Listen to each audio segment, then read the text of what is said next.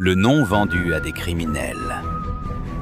Un petit archipel de l'océan Indien, 3 îles, moins d'1 million d'habitants, et l'un des pays les plus pauvres du monde. Les Comores ne font presque jamais la une des journaux internationaux. Pourtant, pendant des années, leur nom a figuré sur des centaines de navires suspects qui sillonnaient les mers du globe. Des bateaux transportant du pétrole russe sanctionné, des marchandises de contrebande, parfois pire. Comment un pays sans marine nationale, sans moyens de contrôle maritime, s'est-il retrouvé au centre d'un système mondial de fraude et de trafic? La réponse tient en 2 mots. Pavillon de complaisance. Chaque navire au monde doit arborer le drapeau d'un pays. Ce pays est censé être responsable de ce bateau, de ce qu'il transporte, de qui le commande, de où il va. Mais il existe une faille légale vieille de plusieurs décennies. Un armateur peut enregistrer son navire sous le drapeau d'un pays étranger, moyennant une simple somme d'argent. Le pays prête son nom. L'armateur fait ce qu'il veut. Ce système a d'abord profité au Panama, puis au Libéria. Mais entre 2002 et 2019, les Comores sont devenues l'une des destinations les plus prisées de la planète pour ce type d'enregistrement. Pourquoi?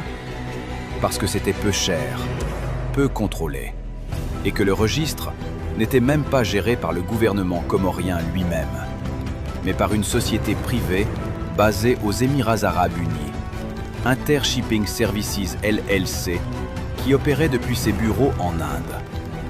Les Comores étaient juste un nom sur du papier. Et ce qui rend cette histoire encore plus scandaleuse, c'est ce que révèlent certaines enquêtes. Des immatriculations ont été délivrées à l'insu même de l'État comorien. Des bateaux portaient le drapeau des Comores sans que Moroni le sache, sans qu'aucun fonctionnaire ait signé quoi que ce soit. La chaîne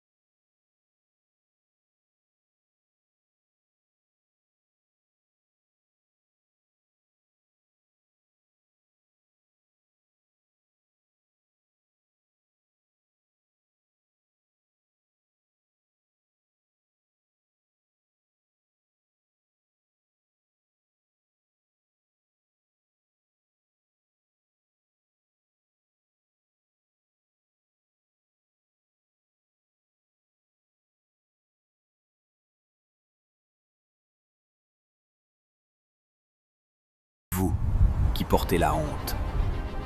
Jusqu'à quand le gouvernement comorien laissera-t-il d'autres décider de ce que vaut le nom de ce pays ?